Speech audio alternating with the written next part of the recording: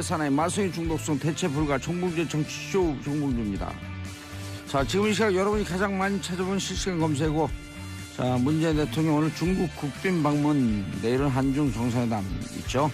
자, 김성태 자유한국당 원내대표 선출됐습니다. 그리고 전병헌 전 정무수석, 김태효 외교안보 비서관 영장이 또 기각됐죠. 이 중에 공도사고 오늘 실시간 검색어 전병헌 김태호 영장 기각으로 잡겠습니다. 김명수 대법원장님 잘 보고 계시죠? 이게 현실입니다. 자, 첫 곡 보아의 겨울바람. 날씨가 무척 춥습니다. 정봉준 정치쇼 1부 순서 들어가겠습니다. 자, 뉴스 브리핑. 자, 미디어 오늘의 정상근 기자 자리하셨습니다. 네, 안녕하십니까. 미디어 오늘 정상근 기자입니다. 예.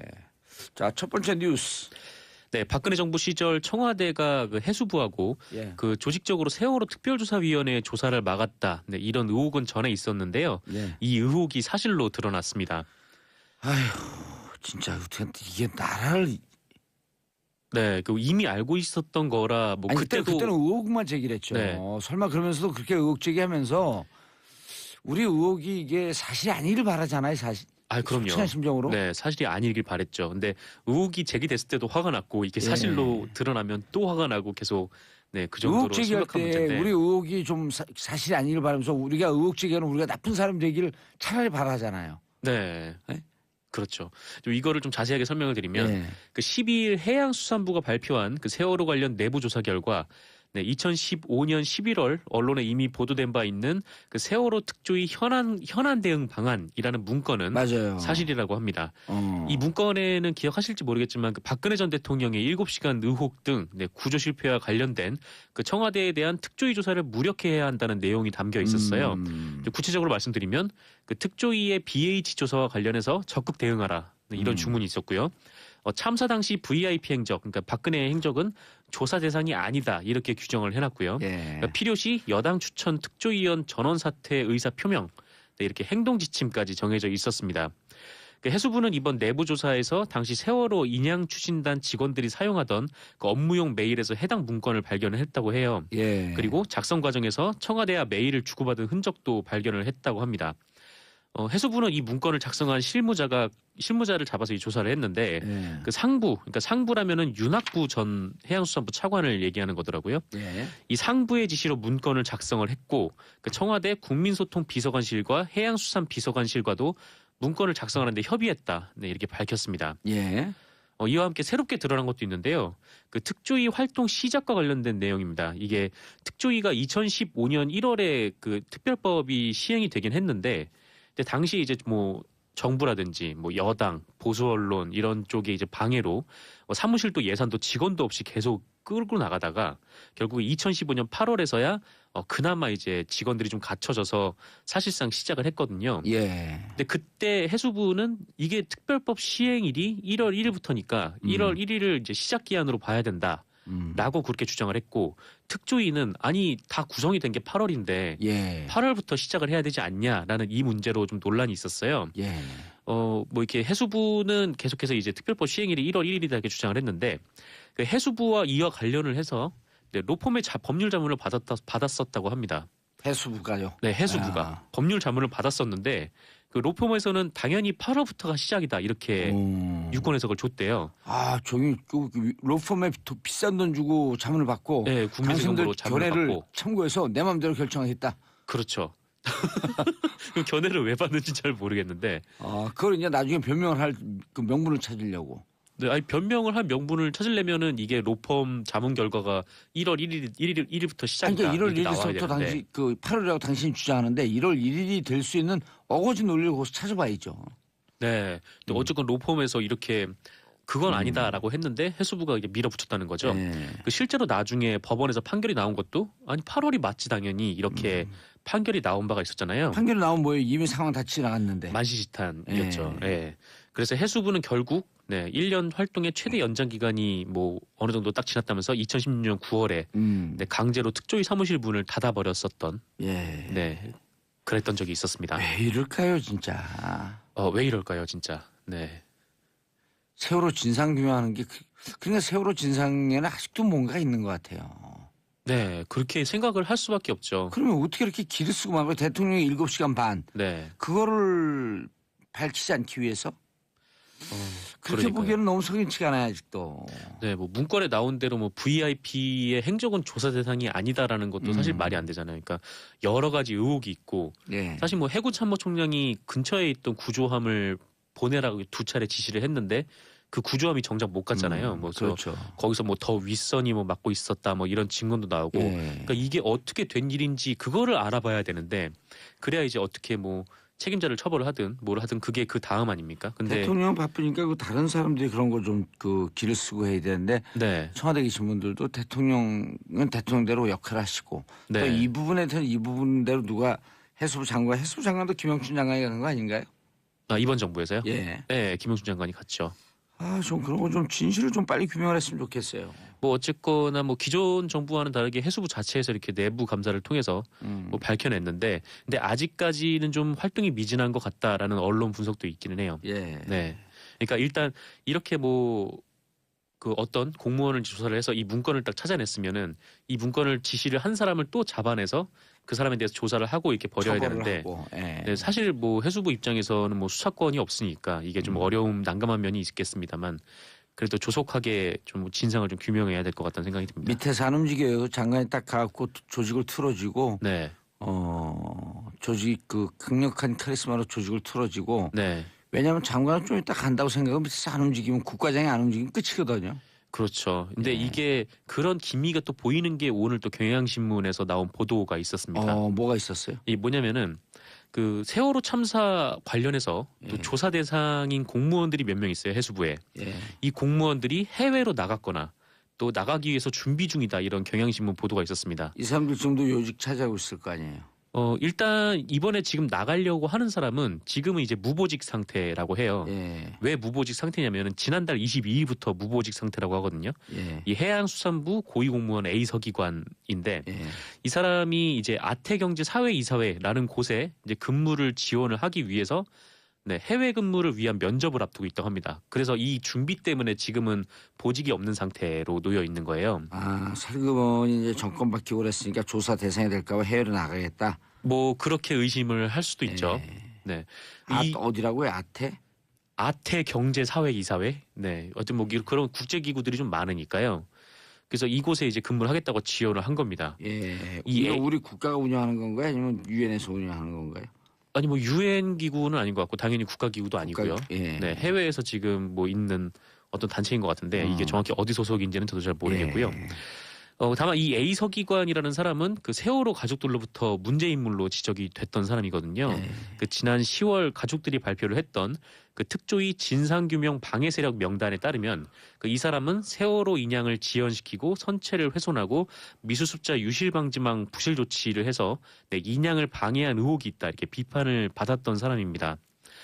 이 사람과 함께 그 참사 당시 상황보고 총괄 책임자가 있었어요. 이게 예. 이 사람이 이제 비서기관인데 이 사람은 이미 해외에 파견이 돼서 근무 중이라고 합니다. 그 싱가포르에 있는 해적 퇴치 협정 정보공유센터라는 곳이 있다는데 네, 여기 나가서 지금 근무 중이라고 하고요. 이 사람은 세월호 참사 감사 과정에서 또 한국 선급이라는 곳에서 예. 금품을 수수한 사실이 드러나서 해외 여행도 막 가고 그랬었죠 그때. 예. 그랬죠. 그래서 선박 회사들이 모여서 만든. 네네. 그래서 2015년 1월에 정직 3개월의 중징계를 받았던 사람이에요. 근데 그럼 또 해외 근무는 또 허용이 된 거예요? 그렇죠. 이제 해외로 나갔다는 겁니다. 참. 그러니까 이 공무원 이런 이제 공무원 조직이라는 게 좀처럼 이제 바뀌지 않으니까. 예. 네. 이게 이런 뭐 사람들 다 불러들여갖고 다 그 해고시켜야 돼요. 그러니까 이렇게 해외에 나간 사람들은 그러니까 만약에 뭐 해적 퇴치 협정 정보공유센터에 나갔다라고 하면은 그쪽에서 이제 허가가 없으면은 들어오기가 어렵다고 해요. 근데 이제 뭐 하여튼 이거에 대해서는 뭐 국가에서 뭐 협조를 요청을 하든 아니면 뭐 새롭게 이번에 법이 통과되지 않았습니까? 그래서 사회적 참사 특별법이 통과가 돼서 예. 이제 2기 특조위가 출범할 수도 있게 됐는데 이제 2기 특조위가 직접 해외로 나가서 조사를 하든 네. 이렇게 좀 무조건 이제 이분들을 조사를 해야죠. 비서기관은 해적 퇴치가 아니라 지가 해적이네요. 네, 어쨌거나 좀 논란이 있던 인물이라 참 답답한 나라 상황입니다. 안팎으로 답답한 상황이네요. 자, 강정마을 구상권 소송 철회? 네, 그 정부는 이건 좀 반가운 소식 같은데요? 네, 그렇습니다. 예. 그 정부는 12일 이낙연 총리 주재의 국무회의를 열어서요. 그 제주 강정마을 구상권 청구 소송을 취하한다는 내용이 담긴 그 법원의 강제 조정안을 받아들이기로 결정을 했습니다. 예. 뭐 갈등 치유와 국민 통합을 위한 대승적 차원에서 조정안을 수용키로 했다라는 것이 정부 입장이고요. 그 해군은 지난해 3월에 그 강정마을 해군기지 공사를 방해를 했다면서 그 주민과 활동가 116명 그리고 5개 시민사회 단체에 대해서 총 34억 5천만 원의 구상금 청구 소송을 제기를 했었어요. 예. 그러니까 하루아침에 주민들은 표전도 빚쟁이가 되는 뺏기고 거죠. 예. 네, 34억이라는 거액의 돈을 물어내야 되는 상황에 놓였던 거죠. 뭐 이에 대해서 이제 문재인 대통령이 후보 시절에 그 압도적 정보와 재원을 가진 정부가 그 일반 국민이나 단체를 대상으로 소송전을 벌이는 것이 부적절하다. 예. 이렇게 입장을 밝히기도 했는데 뭐 이번 결정은 국민의 기본권인 저항권을 보장하는 중요한 결정이 될 것이다. 뭐 이런 평가도 나오면서 네, 오늘 조선일보 또 일면을 보니까 그 톱 기사로 이 소식을 전했더라고요. 구상권을 왜 포기하냐? 제목이 이렇습니다. 그 불법 시위꾼이 낼 돈 세금으로 메운다라는 제목이었어요. 불법 시위꾼이라고 불법 시위라고 그거 자기들이 규정을 하는 거나 그렇고 네, 세금에 조선을 뭐 탈세하지 마세요 좀. 네. 뭐, 자기들 세금이나 제대로 따박따박 내라 그래. 근데 진짜 뭐랄까 하여튼 뭐 부자 마을 같은 곳에는 이런 일이 없잖아요. 예. 보통 뭐 이렇게 해군기구 국가 정책 사업으로 음. 뭐 어떤 뭐 시책 같은 게 들어온다거나 하는 거는 보통 좀 가난한 마을에서 좀 많이 일어나는데 예. 이분들은 사실 저항을 아니면은 할 일이 없어요. 뭘 어떻게 할 권한이 수가 없는 없어요. 거죠. 예. 또 부자 동네에는 대체로 이제 재개발이 들어온다거나 뭐 이런 일이 많고. 그리고 강정마을 해군기지 만들 때 네.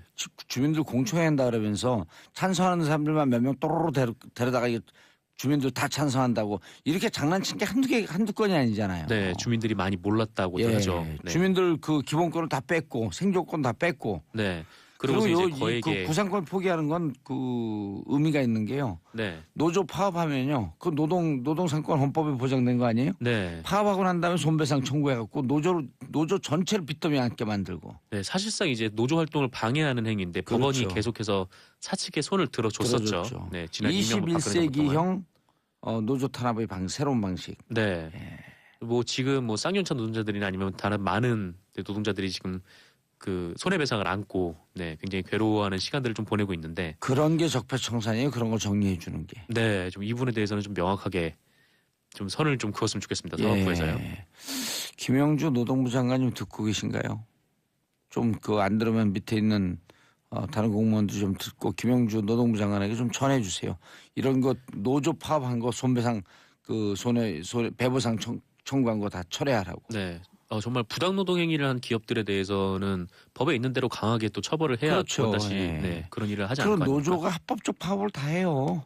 네, 그렇죠. 합법적 파업을 해요. 네. 어쨌건 다들 근로조건과 관련된 파업들이니까. 어쨌든 강정마을 구상권 소송 철회 34억 5천 모처럼 반가운 소식입니다. 네. 자 그리고요. 네, 일본 야스쿠니 신사에서 사제 폭발물을 터뜨린 혐의로 그 일본에 수감 중인 우리 국민이 폭행을 당하는 등 인권 침해를 당하고 있다는 주장이 제기가 됐습니다. 그 2년 전 일인데요. 이거 기억을 예. 하실지 모르겠지만 그 20대 전모 씨가 그 일본 전범들의 위패가 있는 야스쿠니 신사의 화장실에서 폭발물을 설치를 해서 이 폭발물을 터뜨렸어요. 그래서 화장실 천장이 좀 훼손이 됐다고 하거든요. 근데 일본 경찰에 의해 체포가 돼서 고등재판소 이게 일본 2심이 이제 고등재판소인가 봐요. 근데 여기까지 거쳤는데 이 징역 4년이나 선고를 받았습니다. 그래서 현재 도쿄도 후추 형무소라는 곳에 수감 중이라고 하네요. 그런데 이 전모 씨의 모친 이모 씨가 어제 기자회견을 하셨는데 그 이모 씨에 따르면 전모 씨가 폭행 등 가혹 행위를 당하고 있다라는 주장을 하셨어요. 그 아드님이 이제 징벌방, 그 독방에서 밤에 잠을 자는데 그 일본 교도관이 욕설을 하면서 20cm 크기의 지네를 머리에 던졌다. 지네요? 예. 뭐 조센징이란 이런 얘기를 하면서 그렇게 지네를 머리에 던졌다라고 주장을 했고요. 이 아드님이 뭐 눈이 아프다고 하는데 그래서 이제 작업을 그러니까 교도소에서 작업 같은 걸 하잖아요. 예. 이 작업을 잘 수행하지 못하면 교도관에게 폭행을 당했다 이렇게 주장을 하기도 했습니다. 뭐 지금 눈이 아픈데 잘 치료도 받지 못하고 있다라는 말도 하셨고요. 일본 쪽에서 면회를 좀 제한을 좀 두고 있다. 네, 이런 말씀도 하셨습니다. 이에 정부는 그 일본 당국에 그 진상 조사를 강력히 요구를 했는데요. 저 일본 정부에서는 이렇게 답이 왔다고 해요. 그 사실이 아니며 네, 적절한 의료 조치를 취하고 있다. 이렇게 답이 왔다고 합니다. 범죄인 인도 협정에서 한국 소환은 안 되는 건가요? 네, 이게 가장 가족분들이 바라는 게 바로 그거인데요. 예. 차라리 한국으로 송환을 해서 예. 네, 뭐 법이 있다면 그 법에 따라서 이제 대가를 치르면 되는데 그러니까요. 국로 이송을 해야 되는데 지금 뭐 정부 관계자에 따르면 뭐 일본 쪽에서 난색을 표하고 뭐 방해를 하고 있다 뭐 이런 얘기가 들리고 있다고 해요. 왜 그렇죠? 범죄인 인도 협정 조약이 맺어져 있으면은 보내줘야 정상인데. 네, 이게 뭐 협정 조약이 어떻게 되는지 또 좀 자세히 봐야 될 것 같은데 예. 어쨌건 일본 쪽에서는 뭐 그쪽에서는 그 전범들 위패가 있는 야스쿠니 신사가 예. 굉장히 좀 신성시되는 곳 아닙니까? 그렇죠. 네, 뭐 그런 문제가 좀 있는 것 같고 그래서 좀 신성한 건 너네 나라 얘기고. 그렇죠. 뭐 저희 나라 우리나라 얘기는 아니니까요. 예, 알겠습니다. 전혜원님, 정 기자님 목소리 너무 좋네요. 오늘 감사합니다. 러시아보다 우리나라가 더 춥다던데요. 감기 조심하세요. 추운 것도 세계 랭킹 1위입니다. 네, 시베리아보다 춥다는 얘기가 예, 나오고 일단 추우려면 시베리아보다 추워야죠. 확실하게요. 예, 그래서 추워갖고 입도 잘 안 돌아가요. 네, 그 혀가 얼었습니다. 네, 예, 인사하세요. 네, 감사합니다. 예, 저는 광고 듣고 2부 3변 시대 돌아옵니다. 정봉주의 정치쇼 2부 3변 시대 들어가겠습니다. 자, 고구려를 대표하는 백성문 변호사님. 안녕하세요. 백성원 변호사입니다. 예, 신라를 대표하는 김태현 변호사님. 안녕하세요. 예, 화개장터 박지훈 변호사님. 예, 백제 박준입니다. 이제 백제로 갔어요? 네, 백제입니다. 이제. 완전 귀순. 네. 완전 완전 귀순. 귀순이요? 네. 중간에 왔다 갔다. 근데 왜 귀순하는데 전화가 와요? 다시 귀순하라고? 아니 예, 아닙니다. 전화라니요. 예. 뭔가 좀 특혜를 줘야 되는 거 아니에요? 귀순 용사들한테. 누구 귀순용사요? 네. 아유, 뭐 공기업 뭐 이런 거. 아니 안 와도 돼요. 왜냐면 겉으로는 좀 정신 차리세요. 김태현 아니 그 변호사님. 좋으라고 하는 소리예요. 좋으라고 박 변호사 잘 되는 거 보고 싶어가지고 나는 떨어진 떡고물에서 얻어먹을까 해서 박 변호사 잘 예. 되고. 저는 뭐 잘 되긴 힘드니까. 완전 아이고. 차입니까? 뭐. 원래 이게 귀순한다고 정치적 아니 근데 귀순이지. 귀순이 아니고 제 법률 해석을 그렇게 할 뿐이에요. 제가 무슨 정치인도 아니고 김태현 변호사는 제가요? 정치인이지만 전 정치인 제가요, 아닙니다. 변호사님 예. 저한테 한 10분만 주시면요, 제 다음 주에 예. 아마 박 변호사 과거 발언 이런 거 모아가지고 제가 한번 하세요. 할 하고 수 있는 싶으면. 딱 틀고 녹음이. 아, 사람들이 막 박수 칠 것 같아요. 박근혜 대통령 잘하지 않습니까? 아니, 그러니까- 도와줘야지. 이게 한 불과 2, 3년 전 발언 아니었던가 싶은데. 노코멘트 하겠습니다. 예. 아니 근데 그런 거 틀어놓으면 네. 사람들이 그럴 것 같아. 뭐라고? 김태현 너도 좀 그래봐라. 박근혜 대통령 지금 구치소 이러라고. 아니 과거에 그렇게 발언했어. 지금이라 정신 차리라고 이렇게 할 지금이라도 것 정신 차리고 전화해야 돼. 그럴 수도 있겠네요. 내 생각에도 그쪽에 이건 역풍의 역풍. 저는 문재인 100% 대통령과 역풍. 뭐 여사님을 진심으로 이런 거 하라고. 예, 예. 그 역풍 받을 거 역풍. 아, 그렇구나. 그렇구나. 역풍각이죠. 역풍각. 말 안 하려고 역풍 각이 했는데. 딱 나와. 저야 뭐 어차피 뭐 이왕 버리면 뭐. 예. 예. 자 어제 김성태 원내대표 선출 김태현 변호사님 어떻게 보셨어요? 이 천만 원내대표- 다행이지 뭐 김태현 변호사 입장에서는 맞죠. 아니 뭐 다행이고 말고 뭐 내가 무슨 거기 다 지금 원래 약간 뭐- 전쟁 모드네. 예. 시작부터. 이게요 어제 후보들 제가 재밌는 후보 예. 골프와 말과 랩의 대결이 아니었습니까? 오. 무슨 말이게요? 골프 홍문종 의원은 예전에 그 경기 도당위원장 할 때 수해 때 골프 쳐가지고 당에서 제명된 적이 있죠. 그리고 한송규 의원은 뭐 그 경호원 폭행 뭐 얘기도 있었으나 예. 가장 최근 건 그거 아니에요. 유은혜 의원에게 예. 나 좋아? 왜 날 자꾸 쳐다봐? 내가 마음에 들어 이거였나? 상임위에서 정확한 대사가 예. 내가 마음에 들어 이거였나요? 그리고 맞아요. 김성태 의원은 바른정의랑 랩 배틀 할 때 뭐 이것도 하고 랩 배틀. 예. 어쨌든 진짜 춤을 추네요. 예, 그래서. 골프와 이제 아니, 말과 근데 랩의 일단 대결이 그쪽 딱 됐는데 얘기 안 하니까 아주 오늘 작도 탁 찼네. 너무 신났어 지금. 랩이 당선이 됐습니다. 네. 근데 이제 오늘은 이제 저 모든 조간 신문에 되게 보니까 이거를 분석을 할 때 이제 홍준표 체제 안착, 뭐 친박의 괴멸 이렇게 이제 했는데 저는 아직 그 갈 길은 멀었다고 봐요. 그냥 표수가 애매합니다. 왜냐하면 물론 선거란 건 봉도사 아시겠지만 한 표로 당선되고 만 표로 당선되면 제일 좋은 끝나는 겁니다. 그렇지 않습니까? 승자 독식 구조니까. 네, 승자 독식. 근데 이제 우리가 표 분석을 해봐야 되는데 제가 그런 말씀 왜 드리냐면 어제 1차 투표에서 끝나긴 했어요. 근데 55표로 당선이 됐거든요. 예. 이제 과반수 한 표 넘겼습니다. 그리고 홍문종 의원 쪽이 한 36표 나오고 17표가 중립을 표방하던 한송기 의원이 가져갔는데 예. 어제 이제 표 분석을 좀 해보자면요. 서청원 의원하고 이우연 의원 친박 두 사람이 수사받고 있지 않습니까? 안 나왔습니다. 아하. 안 나왔어요. 근데 그 두 사람이 나왔어. 서청원이 아니라 최경환 의원. 죄송합니다. 최경환 의원하고 이우연 의원 두 사람 나오면 누구 찍었겠어요? 아니 누구 찍든 안 찍든 어쨌든 네. 두 번 나왔는데 54표가 나왔으면 과반이 안 된 그렇죠. 거죠. 그러니까 두 사람이 나와서 홍문정 의원 찍었으면 1차에서 과반이 안 된다고요. 예. 그럼 결선 투표 가요. 결선 투표 가면 최경환 이후에 이 두 분은 다 친박인가요? 아이 뭐 아시면서 물어보세요. 저한테. 잘 모르겠어요. 몰라요? 그러세요? 예. 그 친박은 돈을 받아요. 친박 근데 그건 저도 모르겠어요. 예. 어쨌든 두 사람 몰라요. 친박인데. 당황해. 예. 그러면 이제 결선 투표 갔을 거예요. 그럼 예. 갔으면 누가 한성교 의원 표가 어디로 갔겠느냐. 한성교 의원에 가는 표는 중립표지만 기본적으로는 친박입니다. 넓게 보면 범친박입니다. 그렇죠. 그걸 왜 그렇게 말씀드리냐면 작년 이맘때쯤에 원내대표 경선이 있었을 때 정우택 원내대표가 친박계 지원을 받던 정우택 전 원내대표 당선이 되고 예. 나경원 의원이 비박에 지원 받아 떨어졌습니다. 그때 나경원 의원이 몇 표로 떨어졌는지 아세요? 1차 투표에서? 모르겠어요. 55표로 떨어졌어요. 정확하게. 그러면 이번에 김성태 의원이 1차에서 받은 55랑 똑같은 수입니다.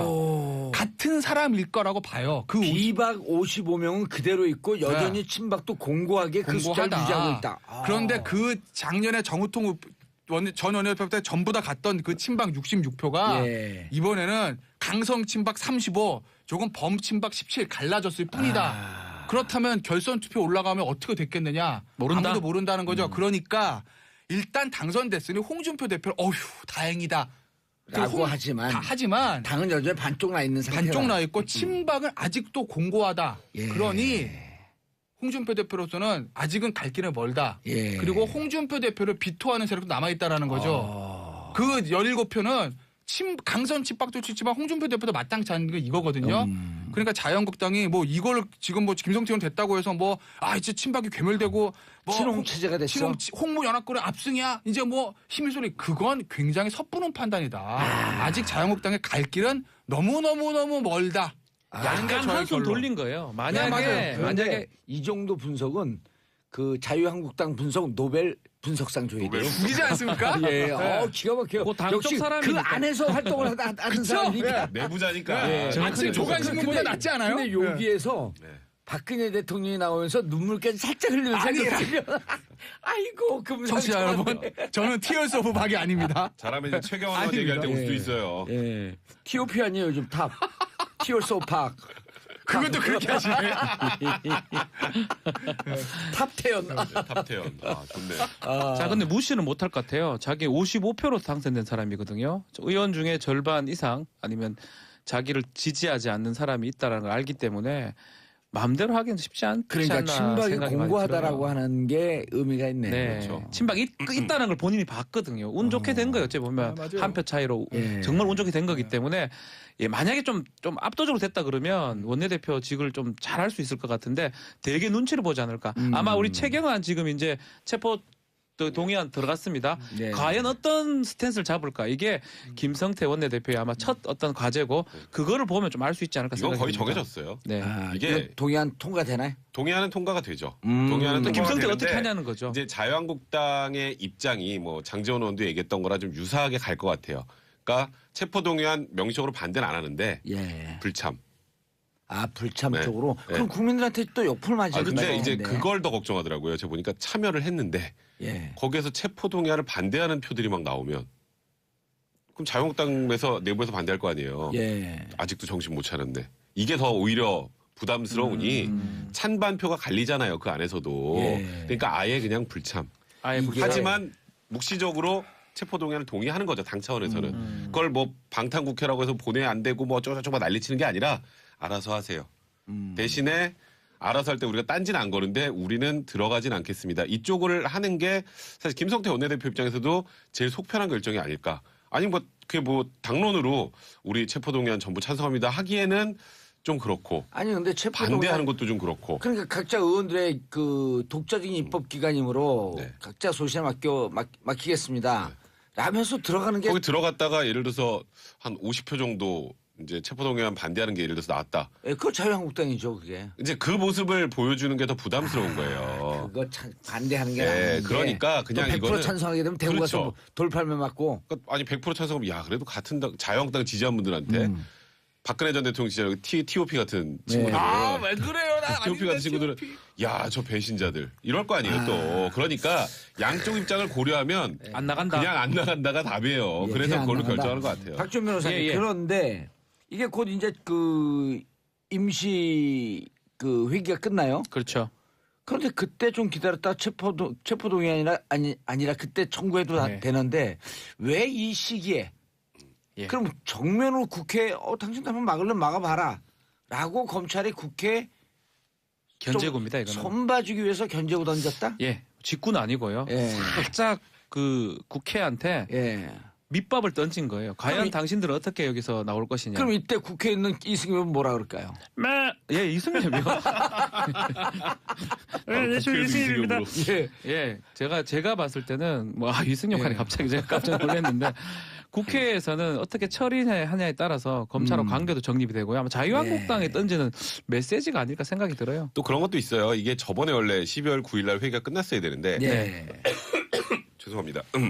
임시국회 또 회의가 또 열리니까 계속 너무 늘어지잖아요. 근데 그래서 던진 거죠. 근데 23일 날 본회의가 예정돼 있는데 22일 날로 돼 아니, 있다. 네, 그러니까 근데 예. 본회의 예정돼서 그때 보고하고 하면 이게 잘못하면 이 회기 중간에 또 안 될 수도 있으니까 그래서 그 전에 이제 앞당겨서 본회의를 한번 열고 그리고 24시간에 72시간 내에 이제 동의안을 통과시키면 되니까 예. 일단 민주당하고 국민의당, 바른정당은 뭐 당연히 찬성하는 분이기 때문에 그렇죠. 뭐 체포동의안 통과는 그 문제 없이 될 것 같다는 생각이 그러니까 듭니다. 자유한국당한테 어떤 의사 지금 우리 백 변호사가 얘기한 검찰이 것처럼 자유한국당에 뭐 더 냈다고 아니, 안 돼요. 그게 아니고 정치적으로 생각하면 안 돼요. 기다렸다가 지금. 하면 되는 걸 왜 지금 하냐는 거는 그렇죠. 뭐 신속성 이것 때문에 하는 게 아니고 최경은 어차피 좀 있으면 죄송합니다.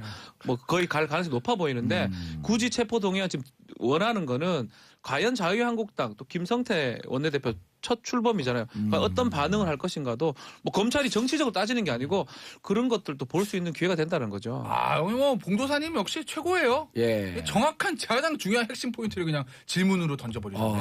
저는 어제 아침에 검찰에서 영장을 딱 청구한다는 체포동의안. 체포동의안. 왜 지금이지? 그것도 자유한국당 원내대표 경선이 있는 날? 아하. 왜 그럴까? 검찰은 의도한 것일까 의도하지 않을 것일까? 검찰 내에 서울중앙지검장 직속에 정무수석이 있나? 이런 생각들. 그러니까 어쨌든 뭐 저도 뭐 검찰 증거는 없기 때문에 예. 검찰이 정치적 의도를 가지고 있다라고 말씀은 못 드리지만 검찰의 의도와 상관없이 박지원 변호사 말 맞다나 자유한국당은 폭탄이 뚝 떨어진 거다. 그 폭탄의 뇌관은 어제 원내대표 경선 때 좀 터지고 이제 20일 좀 터지게 됐다라는 거죠. 예. 체포동의안 무조건 통과됩니다. 아하. 자유한국당 다 반대해도 정족수가 표 계산하면 그렇게 돼. 이번 무조건. 예산안 똑같죠. 과반수면 됩니다. 되는 겁니다. 그런데 제가 왜 이 시점 말씀드리냐면 어차피 통과돼도 22일 날 본회의 보고가 23일이에요. 그럼 23일 24일거든요. 그때는 어차피 회기 끝납니다. 끝나고 코 다음 날 해도 되고. 그래도 해도 되는데 뭐 굳이 왜냐면 누구든지 그렇잖아요. 귀찮은 절차 거치기가 얼마나 귀찮아요. 네. 서류를 써도 한 번 더 써야 되는데 그 귀찮은 걸 왜 지금 할까? 그렇지 않습니까? 그러니까요. 그렇기 때문에 저는 뭐 검찰이 의도하든 의도하지 않든 자유한국당에 폭탄이 터졌다고 보고. 예. 왜냐면 그럼 구속- 갑자기 뒤숭숭하지 않으면 그렇잖아요. 최경환 구속영장 네. 청구 이후연 또 뭐 그래요. 돈이 예. 줄줄이 나와요. 그 예. 돈은 왜 돈이 필요해요? 자유한국당. 예전에 돈이요? 예. 지금 자유한국당 돈 없죠. 뭐 당선 이사 간다던데 뭐. 예. 아니 그분들 받은 돈만 네. 다 모아도 당사 사겠네. 아이고, 과거에 받은 그러면 거예요. 그분들한테 물어봐야지 저한테 물어보시면. 요즘 말고 예. 과거에 받은 거잖아요. 그러니까 예전에 아니 그리고 자유한국당 이런 걸 한번 해보시면 어때요? 네. 국민들에게 우리가 이제까지 돈 받은 정당이다. 과거에 차떼기 정당이었고 이제 반성하는 의미로 각자 받은 돈의 한 10% 정도 먹고 90% 다 모아서 이걸 국민들에게 그 복지 비용으로 쓰겠다. 그럼 어떨까요? 자백이 되잖아요. 그럼 알아서 하시고요. 어쨌든 예전에 뭐 그런 거, 그러니까 뭐 적절한 비유인지 모르겠지만 예전에 에도막부 시대 때 후미에라는 거 있었어요. 십자가 밟기. 예. 그러니까 그리스도교들한테 너 십자가 밟아. 십자가 밟으면은 너 그리스도교 아니란 거 아니까 용서해주고 살려줄게. 안 밟으면은 근데 못 밟잖아요. 나 이거 하느님 밟으면 안 믿는데 되는데. 어떻게 밟아요? 비슷한 거라니까. 친박한테 아, 과연 그렇죠. 최경환의 체포 네. 동의안에 가짜를 찬성할 거냐. 찍느냐. 그래서 안 들어올 거라고 하는 표 한 표. 저는 안 들어온다기보다 네, 전 들어온다고 이제 봐요. 무기명 투표기 때문에 누군지 나타나지 않는데 전체 표 계산하면 나오잖아요. 그렇죠. 그렇죠. 다 나오기 때문에 전형적인 불참 아마 저기 뭐 김성태 원내대표는 저는 불참 쪽으로 갈 거라고 봐요. 예, 왜냐면 불참은 자유한국당 의원 중에서요. 네. 저는 찬성했습니다. 체포동의안 하면서 셀카 찍어갖고 올리는 사람들도 네. 생겨요. 그러니까 불참으로 해서 안 나타나고 근데 불참으로 하게 되면 정족수 확 낮아지잖아요. 사실 과반수도. 그러니까 우리는 빠지겠다. 알아서 다 하시라 이렇게 빠질 것 같은데 예. 저는 그래서는 안 된다고. 그러니까 이게 들어와서 찬성이든 반대든 개인 투표하는 게 맞다고 봅니다. 그러니까 그게 솔직히 당연히 밝히는 맞는데 이제 힌트를 장지원 지금 수석 대변인이죠. 예. 뒀던 게 이런 얘기를 했어요. 그 페이스북에 앞으로 자당 의원들, 자기당 의원들이 체포동의안이 국회로 올라오면 표결에 안 들어가는 걸 관례화하자. 아니 그거는 사실은 그거를 SNS에 올렸어요. 예. 그런데 그게 국민이 위임한 권리를 포기하는 거 아니에요? 그러니까 저도 그러니까 제가 그게 맞다가 아니라 말이 되나고 그게. 그거를 올린 것이 지금 자유한국당 내부 기류라는 의미예요. 기류. 그래서 이게 들어가서 지금 말씀하셨던 것처럼 가서 본인 소신대로 동의안을 찬성을 하든 예. 반대하든 그걸 보여주는 게 어찌 보면 국회의원의 의무인데 예. 지금 자한당 입장에서 보면 그렇게 했다가 생길 또 내분 또 국민들의 시선 이런 것들이 부담스럽기 때문에 그게 더 부담스럽다는 거예요. 그래서 이제 불참하는 쪽을 결정한 것 같고 그리고 지금 이제 김성태 원내대표가 이제 또 걱정할 건 많죠. 뒤숭숭하잖아요. 최경환 하나로 끝이 아니잖아요. 예. 이우현 의원 그 급 입원을 했는데 근데 이분이 예. 이우현 의원이 지금 2번 이제 검찰 출석 요구 거절했거든요. 근데 이게 참 희한하게 검찰에서 출석하라고 그러면 중환자실까지 가네요. 아니 이제. 그 우연의 일치예요, 이 의원이. 우연의 지금 중환자실에 입원하셨답니다. 그 가짜 차용증 급조하는 의혹도 그게 있고. 이제 인테리어 업체 잠깐만 네. 일단 명단을 그리고 원유철 지금 여기서 나갔죠. 원내대표 오늘 나갔어요. 오늘 출석했나요? 엄용수 이분은 개그맨 아니었었어요? 아니요. 아 그분 있어요. 저 아니에요. 미량 창녕에서 그 명수 아닙니다. 이군현 이군현 우리 17대 동기인데 예. 권석창 배덕광 아유. 야 국회의원 이름이 처음 보는 사람들도 있어요. 근데 돈은 주나 보네 이런 사람들한테. 다 그쪽이라서 그래요. 정리를 해드릴까요 의혹들을? 예. 이거는 제가 아까 간단히 말씀드리면 이우현 의원 같은 경우는 2014년 지방선거를 앞두고 예. 이제 남양주 의원으로부터 이제 공천원금을 한 5억 원 정도 받은 거. 아 자기 지역도 아니잖아요. 그러니까 뭐 자기 용인인데, 어쨌건 그 사람 용인이니까 오. 용인이니까 그다음에 정교공사 업체한테 또 금품을 받았다는 거. 뭐이 사람들은 지금 또 두 사람들 다 뭐 지금 문제가 돼 있는 상황이고. 그다음에 지금 원유철 의원 같은 경우도 지역사업가들 통해서 수억 원 정도 수수했다라는 그런 의혹을 받고 있고요. 그래서 지금 조금 전에 포털에 섰다가 조금 전에 들어갔어요. 아 원유철 전 원내대표죠. 네, 나머지 분들까지 뭐 다 이렇게 포함을 해서 보면 지금 김성태 원내대표 입장에서 그럼 이거를 그럼 다 내줘야 되는 건가? 이야. 이거 뭐 지금 내년 그래서 우스갯소리로 재보궐선거가 최경환 그냥 빼고 거의 총선급으로 치러지는 게 아니냐 뭐 이런 얘기가 아니 나오는 근데 거예요. 지금 들어가게 되면 내년까지 재보궐 아니, 확정이 안 돼 그렇죠. 있다네. 일단요. 예. 나오는 엄영수 존칭 빼고 엄영수 이군현 권석창 배덕광은 1심 또는 2심에서 당선 무효가 나온 사람들이에요. 아 님이 나왔어요? 나왔어요. 배덕광은 구속 여기 LCT 부산 LCT 그렇죠. 관련. 오. 권석창 존칭 뺄게요 기니까. 예. 권석창 이 사람은 저기 선거법. 예. 그다음에 이군현 의원은 여기는 이제 아마 보좌진한테 그 네, 맞아요. 월급 돌려받은 이 맞아요. 부분. 예. 그래서 아마 1, 2심까지 당선 무효에 나온 상태고 원유철은 조사 단계고 이의원은 조사 단계죠. 뭐 저보고 자꾸 뭐 자유한국당 내부 사정 잘 안 말씀하시는데 자유한국당 내부 사정 알건 모르건 간에 어. 갈 사람은 가야 됩니다. 아, 갈 사람은 가야만 하겠지만 그이 지역에 거기 재보궐 들어가려고요? 출마하시려고? 아 그러니까 하든 안 하든 예. 동시에 나오네. 좋은 지역이 많아요. 아니, 네, 여기 어쨌든. 대부분 저 좋은 경상 지역입니다. PK 지역이 PK 지역입니다. 예. 어쨌든 쉽지 않아요. 갈 사람은 가야 됩니다. 예. 이우현 의원에 대해서 한마디 제가 드리면요. 저 예. 이분 모르는데 이분 의원직 사퇴하시는 거 맞아요. 왜냐? 지금 물론 의혹이지만 예. 아직 수사 안 받았으니까 액수가 커요? 나와 있는 것 중 제일 악성입니다. 금액이 제가 그렇죠. 봤을 때는요.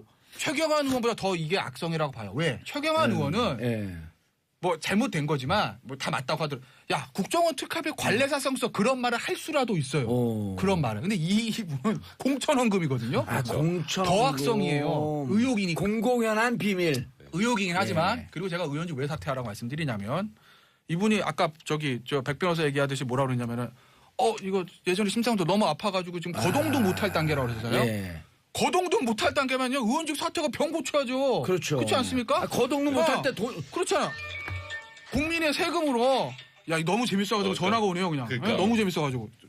아니 국민의 세금을 의원하시는데 그렇죠. 지금 몸이 아파서 거동도 못할 단계면 의원직 사퇴하고 건강한 사람 하게 하고 본인은 건강을 찾으셔야지. 지금 현존하는 의원들 그렇지 중에 않습니까? 가장 구속될 가능성이 높을 그러니까 사람이에요. 저는 예. 뭐 빨리 병치료 하시고 치료 나중에 조사를 받으시지 뭐 치료지만 아프시다니까 제가 뭐라고 말을 안 하겠는데 예. 의원직 사퇴하고 치료 받으세요. 세금 자꾸 세비로 가져가지 마시고. 예, 알겠습니다. 김태현 변호사님 그 말씀하실 때 죄송합니다.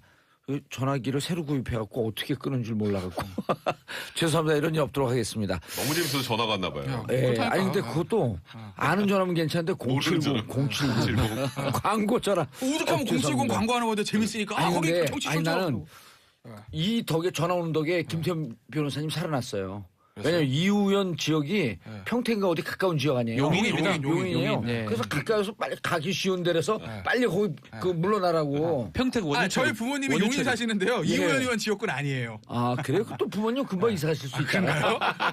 용인 넓으니까. 용인이 크죠. 예.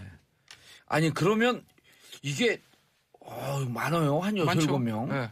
자 그리고 오늘 지금 눈물을 흘릴 불안불안해할 분이 한 분 계시잖아요. 원내대표 됐으면 그래도 수사망을 좀 피했을 텐데 홍문종 당시 미방위원장. 근데 홍문종 의원에 대해서는 뭐 예. 아직 뭐 얘기가 나오는 건 없으니까요. 그러니까 예전에 이제 말씀하셨던 좀 대로 있었죠. 저기 누구죠? 저 최민희 의원이 이제 방송 나오셔가지고 나 빼놓고 다 로비 받았을 거다라고 말씀을 하셨는데, 예. 예? 그러니까 당시 이제 미방위원장이니까 이제 전병헌 전 수석 관련해가지고 뭐 그렇게 생각들을 하는 건데 아직까지 그건 나온 건 없으니까. 알겠습니다. 그건 뭐, 예, 지금 알겠습니다. 자, 샵1035 문자 보내주시기 바라겠습니다. 김수정님, 중환자실 아무나 못 들어가는데 거길 어떻게 들어가셨대요? 크크. 이정현님, 이러다 보궐선거가 총선 저리 가라 규모일 듯. 윤영희님, 김태현 변호사 오늘 작두 타시네요. 예, 그 당 얘기만 나면 작두 타요.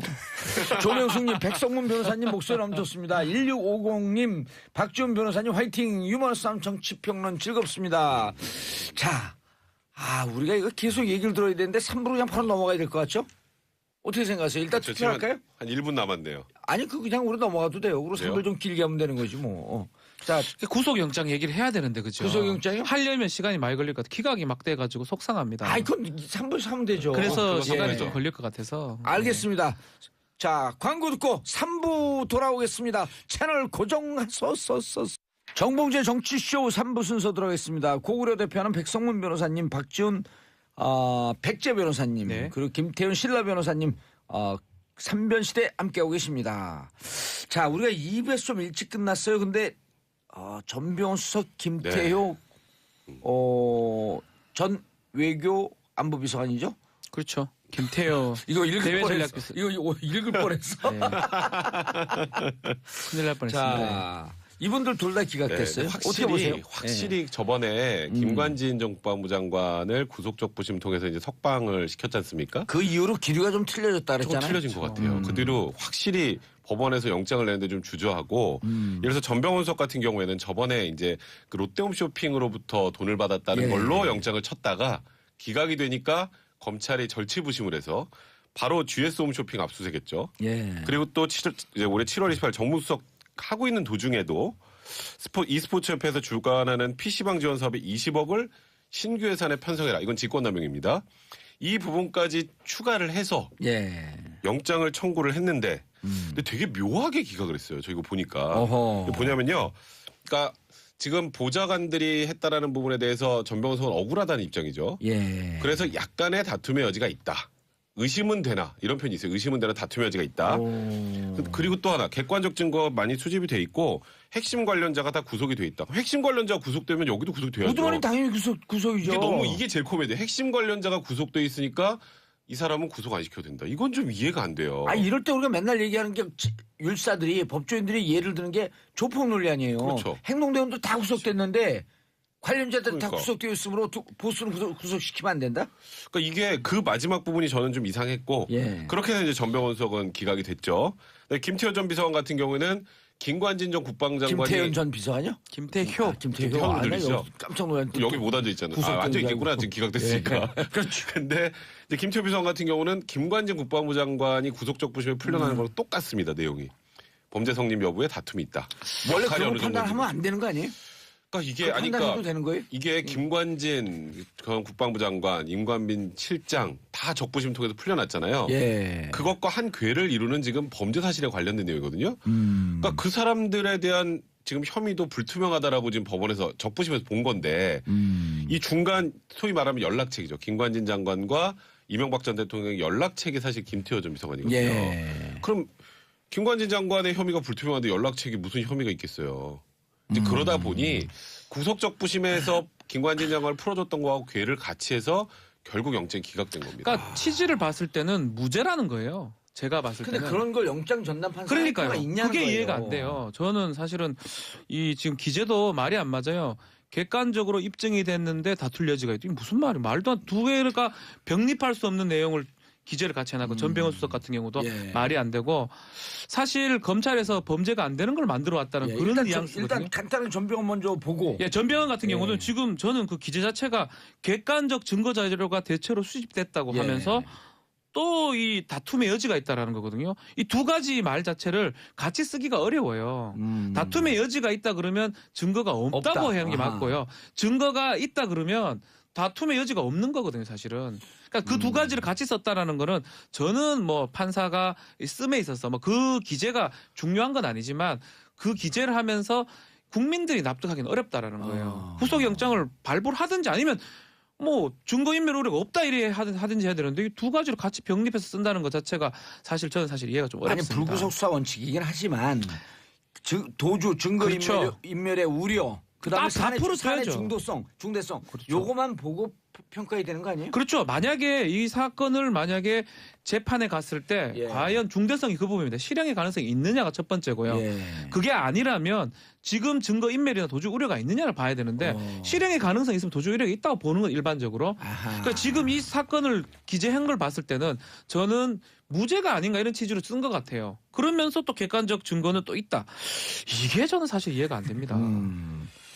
아니 그다음 예. 이런 얘기도 하잖아요. 검찰이 충분히 범죄 소명이 됐다. 그래서 구속 사유가 된다. 이렇게 평가할 때도 있는데 여기서 그렇게 너무 깊게 쑥 들어간 거 아니에요? 저는 지난번에도 제가 한번 말씀드렸는데 법원의 기류가 좀 바뀌는 것 같아요. 그러니까 좀 나눠서 말씀을 드리면 김태효 저 기획관은 애초 나올 수가 없는 영장이 이 영장은. 왜 그러냐면은 보세요. 아니, 또 악플 올라오는 거 가지고 그러네요. 아니, 저야 뭐 이왕 버린 뭐. 정확히 보시는 게 중요한 김태효 거니까. 비서관 같은 경우에 이거 저거 박지민 비서 내 얘기가 틀렸으면 정중해줘. 왜냐면 저기가 군형법 전문가니까. 아니 왜냐면 난 군형법을 저는 다뤄본 적이 없잖아요. 예. 군형법상 정치관여 금지거든요. 예. 근데 군형법은 기본적으로 군인이었던 사람한테 적용되는 거잖아요. 이 민간인이잖아요, 이 사람. 그렇죠. 그렇죠. 그러면 다른 사람과 군인들과 공범 관계를 공모관계 엮는 거예요. 공무관계. 그 공범이 누구겠어요? 김관진 실장. 근데 김관진 실장 당시 국방부 장관이니까 민간인입니다, 사실. 그다음에 임관빈 정책실장 현역 군인 이 사람들이거든요. 예. 근데 그 사람들이 다 범죄 혐의에 대해서 의문이 있다가 영장이 안 나왔는데 이 나왔다. 어쨌든요. 이 김태효 기획관 나올 리가 있겠어요? 이거는 검찰도 알았을 거예요. 제가 봤을 때는 알았는데 검찰 입장에서 보면 이 댓글 문제에 있어서 MB로 가는 길목에 김태효 기획관은 조사까지 했는데 영장을 안 치고 그냥 보내기는 부담스러웠을 거예요. 그래서 저는 김태효 기획관의 경우에는 안 나올 줄 알면서도 저는 검찰 쳤다고 봐요. 혐의가 군형법상 정치관의 금지니까. 정치관이었죠. 그래서 제가 그 말씀을 드리는 겁니다. 뭐 직권남용 뭐 이런 거라면 뭐 모르겠는데 군형법상 정치관의 금지가 이건 애초부터 안 나오는 겁니다. 근데 잠깐만요. 안 나오고 알고 전 했다고 보고 검찰에서 전병헌 수석은 저도 참 희한하네요. 예. 전병헌 전 수석은 지금 아까 이제 백 변호사가 진짜 잘 설명해 줬는데 이거잖아요. 객관적 증거는 수집됐다. 관련자들 다 구속됐다. 그런데 너는 들어가지 말라는 이건 왜냐하면 또 정무수석 출신이므로 그렇게밖에 안 이건 들려요. 뭐죠? 아, 그러니까요. 아니 전병헌 의원이 전 수석이 구속돼야 된다 이런 얘기를 한 게 아니고 네.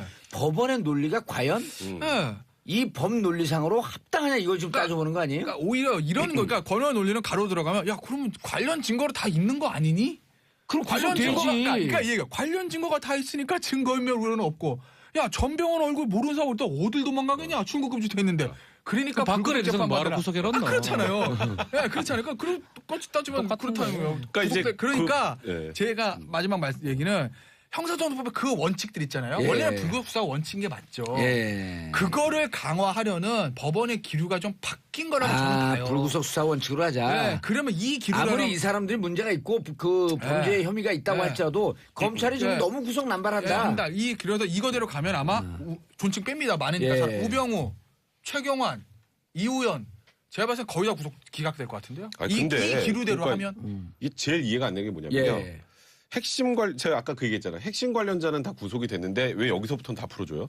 그러니까 그게 이상한 거. 그러니까 여기도 이상한 그럼 다 거죠. 불구속으로 하고 예. 같이 불구속으로 해야죠. 아니 뭐 핵심 관련자들도 네. 구속적 부심 다 풀어줘야지 그럼. 그러니까요. 그러니까 저도 그러니까 분명히 법원의 기류가 바뀌었어요. 저도 아까 시작할 때 예. 그런 얘기를 했잖아요. 근데 이게 기류가 바뀌면 이제 어떤 문제가 발생하냐면 검찰이 무능한 조직으로 낙인이 됩니다. 예. 그래서 쉽게 생각해 보세요. 현직 정무수석 옷 벗었습니다. 정무수석 옷 벗었잖아요. 수사 시작하고. 근데 구속도 안 돼. 근데 그 내용을 보면 다툼의 여지가 있대. 그럼 그 정도 혐의도 완벽하게 입증 못한 정무수석을 끌어내려 수사를 한 거야? 예. 또 이런 비판을 받을 수밖에 맞아요. 없고. 아니 이런 거랑 똑같은 거예요. 4인조 강도가 집에 들어가. 그 집에 들어가고 3명 열심히 강도하는데 한 사람은 팔짱을 끼고 관망을 하고 있어. 그러면 적극적으로 범죄에 가담할 의도가 없었으므로 이 사람은 석방 이렇게 들리는 거거든요. 그러니까 그래 거기에다가 지금 뭐 이명박 전 대통령에 관련된 수사를 이렇게 쭉 올라가고 있었던 예. 그 라인도 영장을 발부받았던 사람마저 좀 이해 안 되는 방식으로 구속적부심을 풀려났죠. 그리고 구속적부심을 풀려나서 그 문구가 있기 때문에 아까 말했던 것처럼 군용법상 정치관여죄라는 부분도 있지만 거기서 그렇게 적시했는데 영장 전담판사 또 뒤집어요?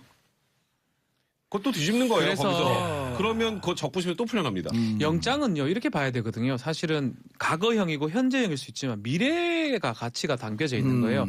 이 사람을 구속함으로써 또 어떤 수사를 할 수 있냐를 영장 판사는 그걸 봐줘야 돼요. 저도 뭐 영장을 많이 내줬지만 약간 수사가 미흡한데 미흡하더라도 그 증거가 수사를 좀 더 하면 증거가 모일 거라고 예상이 되면 아하. 그게 범죄의 중대성이고 아하. 상당성이거든요. 그러니까 그런 것들을 판사가 저는 신광열 수석부장이 기각한 그 구속 적부심 받아들인 이후로 다 바뀌는 것 같아요. 그 전에 영장 전담이 냈던 게 본인들이 냈던 거를 기각해 구속 적부를 해버렸잖아요. 그 형사 수석부장이니까 그러다 보니까 이번에도 만약 내가 괜히 발부해놨다가 또 적부심 돌아서 그래 되면 어떡하냐 이러다 심리적 압박감 때문에 전병헌하고 이 김태호까지 영장 발부를 하지 않은 게 아닌가 저는 그런 생각도 좀 듭니다. 그런데 전병헌 이 정도면 이게 이제 아니 물론 그 구속영장이 기각된다고 해서 죄가 없다라고 하는 건 아니잖아요. 불구속 재판을 받는 건데 그럼 그럴 거면 수석으로 있으면서 재판 받으면 안 되나요? 그러니까 수석을 굳이 물러나야 되나요? 그 유죄가 확정되기 전까지 나는 무죄 추정의 원칙 아니에요. 그러니까 이제 그런 것 때문에 검찰이 오히려 지금 비난을 받을 수가 있는 상황이 됐고 그러다 보니까 검찰이 좀 부글부글합니다.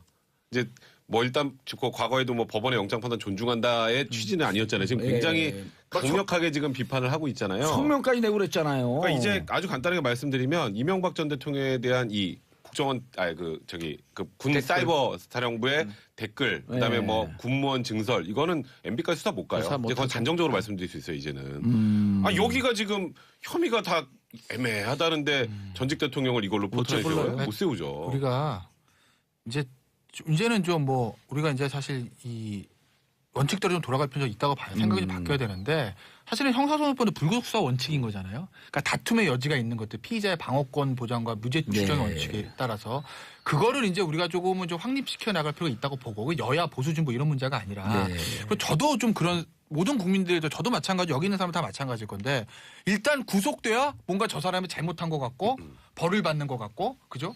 불구속되면 괜히 봐주는 것 같고 벌을 안 받는 것 같고 무죄가 이런 생각이 듭니다. 그건 어쩔 수 저희도 변호사지만 그런데 심리적 그런 생각이 드는데 그게 아니라는 거를 우리가 이제 좀 왜 이어서 합니까? 그렇죠. 다음에 아니, 가서 하라고 아니, 일반인들 조사할 때 그러니까 일반인들도 일반인들 구속은 그렇게 쉽게 하면서 예를 들어서 이게 그 어디에 한 축이냐면 국정농단 중요한 사건부터 사건인데. 나온 거거든요. 네, 그렇죠. 그리고 그때 9년 동안 이렇게 댓글 개입이나 이런 등등으로 인해서 군도 그렇고 국정원도 그렇고 하지 말아야 될 일을 했는데 블랙리스트 같은 경우 직권남용 같은 경우 이 세 분 뭐라 해서 그랬어요? 안 되죠. 직권남용 같은 경우는 큰 범죄가 아니기 때문에 구속영장 나오는 게 아주 드뭅니다. 그런데 그분들 다 구속영장 나왔어요. 다 나왔죠. 싸그리 나왔죠. 그래서 그 구속영장 나와서 직권남용이 지금 제대로 처벌받고 있다고 국민들은 생각하고 있는데 느닷없이 군이 정치에 개입해서 그 와중에 막 그냥 놓고 귀순하고 막 그랬잖아요. 그렇죠. 우리 좀 귀순 좀 받아주소. 그런 건 안 하고.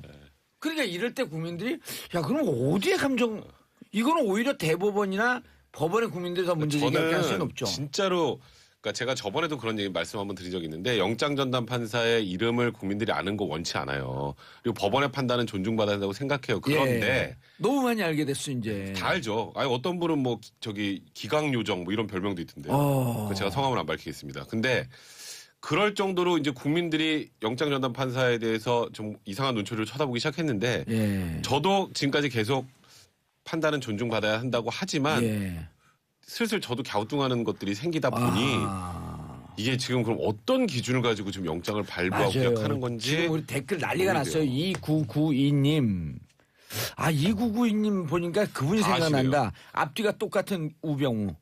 그분도 구속영장 청구됐는데. 네, 그렇죠. 지금 예. 분위기면 안 되죠.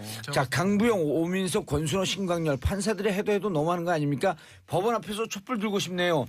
이런 내용 문자 지금 엄청 쏟아져 들어오고 있어요. 그러니까 이게 이해가 되는 게 직권남용죄가 우리 예전에 만들 때는 하급 공무원이 뭐 발급해 줄 때 그거를 뭐 함부로 했고 그걸 만들어놨는데 지금 직권남용죄 5년 이하의 징역이지만 지금 봐요. 뭐 입법안이 지금 들어와 있긴 하지만 국가의 위정자나 최고의 실세들이 했던 직권남용은 하급 공무원의 직권남용하고 그 궤를 달리하거든요. 대통령직을 이용한 직권남용. 그렇죠. 아니에요. 그렇다면 판사가 똑같은 직권남용, 형법상 직권남용을 봐도 다른 어떤 각도로 봐야지만이 되는데 그렇지 않고 똑같은 기준으로 뭐 직권남용 5년 이하짜리니까 별거 아니라고 생각하고 구속영장을 조금 주저한다. 글쎄요. 이거는 글쎄요. 저는 불구속 수사에 동의를 하지만 그렇다면 앞으로 그런 기조로 가는 거는 맞다고 생각이 들지만 그거는 일반 사건 가서 하면 돼요. 일반인들 사건 뭐 절도 범위라든지 뭐 그렇게 그어서 하면 되지. 이 국정농단 사건은 잘 정리가 돼야 되잖아요. 이 사건을 이렇게 중간에 이렇게 어쩌면 초를 친다는 느낌이 좀 들거든요. 검찰이 잘했다는 게 아니에요. 만약 검찰 수사가 잘못됐다면 비난을 받아야 되지만 이제껏 다 그래 구속을 하다가 지금은 구속이 안 된다. 저는 이해가 잘 안 됩니다. 그래서 2992님 저는 이 말씀 충분히 이해가 됩니다. 아니 여기 있는 그 대한민국 최고의 변호사 바로 밑에 있는 변호사들 아니에요. 바로 밑이라 다행이네요. 바로 발음이 제일 좋아요. 저는 평균이 안긴 한데요. 저는 뭐 그럼 대한민국 변호사들 평균이 안 된다는 거예요? 평균 두 사람은 평균 이상인데 저는 이한데 제가 진도하고 겸손하기까지 해요. 자 그런데 네. 방금 우리가 얘기하다 말한다. 그럼 우병우 수석은 이 분위기면 쾌각이죠. 지금 사실 저는 우병우 수석은 원래 구속영장에 발부되기도 힘들다고 생각했는데 최은수 국정원 2차장도 기각됐잖아요. 그죠? 거기는 패키지가 이제 추명호 국장. 추명호 국장 구속이 돼 있잖아. 그러니까 이제 이제 추명호 국장, 그다음에 최은수 국정원 2차장, 우병우 수석. 근데 이제 물론 여기서 최은수 2차장은 이렇게 얘기했죠.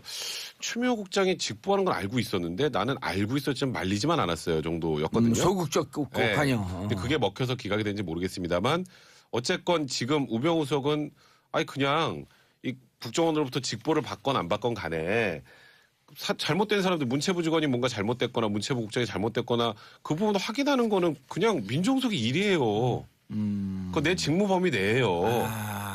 아니고 저기 누구야 그 이석수 특별감찰관 것도 내가 좀 억울해서 얘기했고 이 사람이 뭔가 다른 의도가 있어서 그런 게 아니라 그거 확인하는 것도 민정수석의 그 직무 범위예요. 이렇게 주장을 해요 다. 그러니까 이제 그러니까 우병우 수석의 지금까지 영장이 다 기각된 게 둘 중에 하나입니다. 이거 제 직무범위인데요. 민정수석 직무범위인지 어디까지 얘기해 보세요. 검사도 말 못해요. 민정수석 어디까지 하는지 아는 분 계세요? 어디까지 하는 건지 그거 하고 또 하나는 근데 참 그걸 제가 몰랐네요. 제가 좀 무능합니다. 이 두 개를 지금까지 빠져나왔단 말이에요. 근데 이번 것도 그럴 개연성이 높고 저는 정말 영장전담 판사의 성함을 말씀드리고 싶지 않지만 최근에 굉장히 많은 영장을 기각한 분이 또 우병우 수석을 영장 전담을 하게 됐어요. 기각 요정. 그 전병헌 수석 영장 기각하신 분입니다. 권순호 판사 아니에요? 네, 권순호 부장이고요. 이제 또 뭐 신문에서는 이런 얘기도 하더라고요. 통상적으로 영장 치면 한 이틀 안에 보통 실제 심사를 하는데 피고인의 그 피의자죠. 피의자의 방어권 행사 차원에서 변호인 의견서도 내게 해주고 3일 후로 잡았어요. 그러니까 거기서부터 사람들이 느낌이 이상하다고 벌써 얘기가 나오는 거예요. 이건 기각을 예고하고 있다. 이제 그렇다 보니 이게 또 우병우 수석은 이번에도 그냥 나오는 것 아니냐 이런 얘기가 좀 저는 많아요. 변호사 하면서 영장 실질 심사에는 많이 들어가잖아요. 제가 하면 일반인들 잘 기각 안 하잖아요. 10명 하면 정말 한 건 성공하면 제가 눈물이 납니다. 기각을 받으면. 정말 10건 몰라 능력에 따라 다르지만 저는 하는 범죄들이 뭐 중한 범죄라 그러면 그래서 평균 이하라는 거예요? 아주 평균이하긴 한데요. 그러니까 제가 느끼기에는 뭐 느낌이 변호사마다 다르겠지만 정말 한 20건 정도 하면 한 건 될까 말까가 영장 기각 받는 거거든요. 영장 기각 받으면 밤에 술 먹고 춤춥니다. 변호사들도. 너무 신이 나가지고. 그 정도인데 지금 저 느낌에 언론에 보도되는 국정농단 사건 관련해서는 거의 절반 정도로 기각된 느낌이에요. 제 느낌이긴 하지만. 절반도 더 된 거 아니에요? 그래서 저는 최근이 거의 기각이죠. 되게 이상하다는 생각이 많이 듭니다. 뭐 그럼 검찰 수사를 정말 잘못하든가 아니면 법원이 정말 바뀌었던가 둘 중에 하나인데 참 어색합니다. 많이. 두 측면들 다 있어요. 사실은 검찰의 좀 무리한 구속영장 남발도 분명 있다고 봐요. 저는 국정농단 사건 있습니다. 이 분위기 속에서 영장 그러니까 이제까지 좀 약간 아무래도 국정농단 사건이라는 게 단순한 죄를 떠나서 국민의 감정과 좀 탄핵과 맞물리는 측면들이 없지 않아 있기 때문에 검찰일이 좀 그것을 좀 반영을 해서 좀 특검도 그렇고 무리하게 영장 친 게 있어요 분명히. 다른 사건 같았으면 안 나올 영장들 치지 않을 영장들이 영장을 청구를 하고 발부된 사람 케이스도 있습니다. 국정원 사건에서. 예. 그러니까 법원도 좀 검찰도 좀 무리했고 그런데 법원도 지금 예. 급격하게 좀 방향을 좀 선회하는 거죠. 그런데 불구속 원칙으로. 그 판사 출신 예. 영장 전담 판사를 했던 한 변호사 얘기는 이런 얘기를 해요. 자, 고위공직자로 갈수록 구속영장을 청구하면 이것은 받아들여져야 된다. 왜냐? 도주인멸은 없지만 증거인멸의 위험은 고위공직자로 갈수록 증거인멸의 가능성은 높아진다. 그렇기 때문에 청구를 신중하게 뭐 하는 것은 이제 기본 전제로 하면 고위공직자라고 하면 일반 사람들이면 도주의 위험이 있지만 증거인멸은 불가능하다. 그러나 고위공직자로 가면 증거인멸의 위험성이 높기 때문에 왜냐하면 자기 직위를 이용하는 거니까. 그렇죠. 그렇기 때문에 우병우 수석 같은 경우는 반드시 구속영장을 발부했어야 된다. 이 논리는. 근데 우병우 전 수석은 제가 봤을 때 안 나옵니다. 왜냐면 나오려면 기존에 나왔었어요. 왜냐면 제가 사실은요. 예, 잘 알아요? 이제까지 우병우 전 수석에 대해서 영장 모든 방송에서 비난을 받으면서 다 기각될 거면 예. 다 맞췄거든요. 예. 근데 제가 사실 어저께만 해도 이 다른 방송 나가서 잘 모르겠다고 그랬어요. 아. 그러니까 그 진행자가 놀라더라고 저를 보고. 또 맨날 기각을 하더니 오늘 왜 잘 모르겠다고 그러냐? 근데 그게 어제 버전에 조선 그랬어요. TV였었어요? 아니요. 보도 전문 채널. 어쨌든. 어제. 근데 제가 어제 왜 그랬냐면 이 아까 이제 백 변호사도 얘기했는데 그 추명호 전 국장과 우병우 전 수석이 직보한 부분이 있으니까 예. 그 부분에서 검찰이 이번에도 확실한 게 잡지 않았을까? 자신 있지 않을까? 그래서 제가 기각될 거라고 확답은 못하면 이렇게 말씀을 드렸는데 예. 제가 오늘 진술 바꿔서 기각이면 100% 말씀드리잖아요. 이유 두 가지입니다. 하나는 법원의 기록 완전히 바뀐 것 같아요. 저는 완전히. 완전히 완전히. 불구속 수사 원칙으로 한다. 네. 그러니까 이제 아까 이제 뭐예요, 이게? 오늘 우병우 전 수석의 영장 전담 부장이 판사가 전병헌 수석 기각시킨 사람이잖아요. 그러니까 그 사람의 성향을 봤을 때 전병헌 전 수석도 기각이 됐기 때문에 그 예. 논리로 우병우 전 수석도 저는 기각 100%라고 보고 그리고 또 하나 근본적인 문제인데 아니, 이건 그분이 들을 수 있기 때문에 네. 50%를 좀 낮춰주시죠. 누구요? 권순호 부장판사 좀 어쨌든 듣고 있을 수 있어요. 50% 어쨌든 예. 이것도 어제 뭐- 기각 그리고 시켜오늘 할 일 없어 놀고 있을 수 우병우 있어. 전 수석에 대한 근본적인 문제인데 저도 이건 사실 답을 모르겠어요. 저도 궁금해요. 그러니까 아까 백 변호사 정확히 지적을 한 건데 과연 이게 범죄가 맞나? 제가 아니란 말씀은 아닙니다. 예. 저도 잘 몰라서 말씀드리는 거예요. 저는 그래도 우병우 전 수석은 정말 판결을 보고 싶어요. 왜냐하면 예전에 무슨 일이 있었냐면 백 변호사 했던 거 얘기하던 비슷한 건데 특검 처음에 막 할 때 그때 누구죠? 그 대변인? 성함이 이제 갑자기 생각나.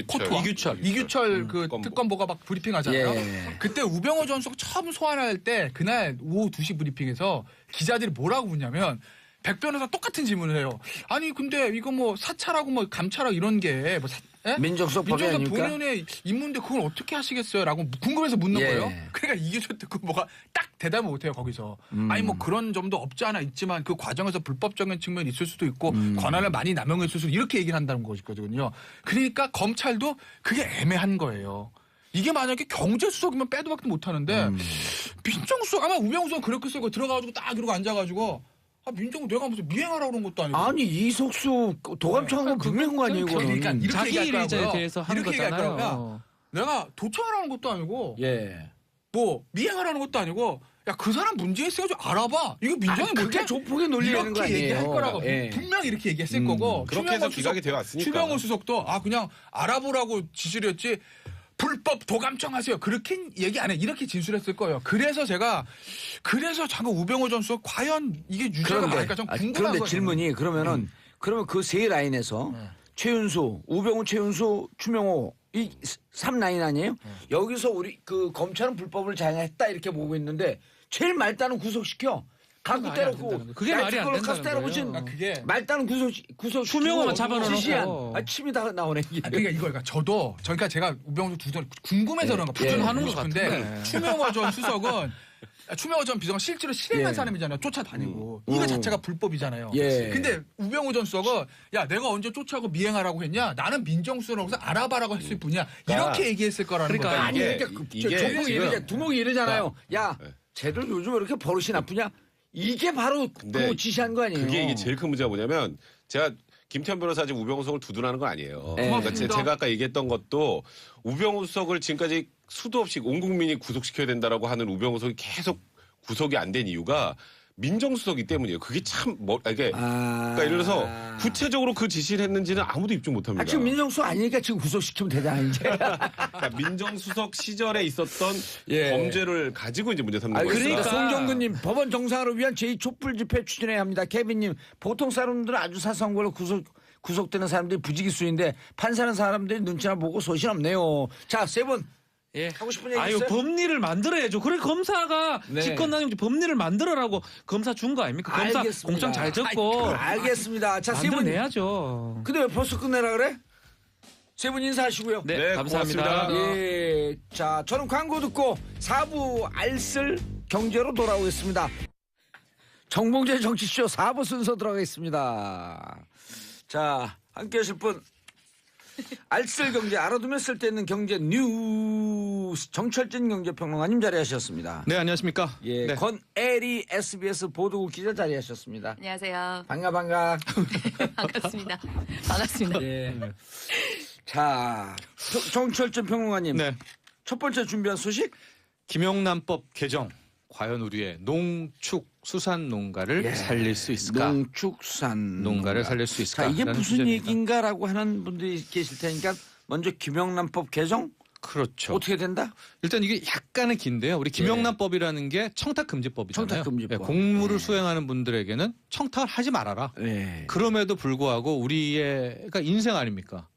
직무 연관성이 있더라도 밥은 먹어야 되잖아요. 아하. 또 어머님이 돌아가시면 또 가봐야 되니까 예외 규정을 하나 뒀는데 예. 그게 바로 3, 5, 10 규정입니다. 3, 50. 예, 식사는 3만 원, 선물은 5만 원. 경조사비 10만 원인데 예.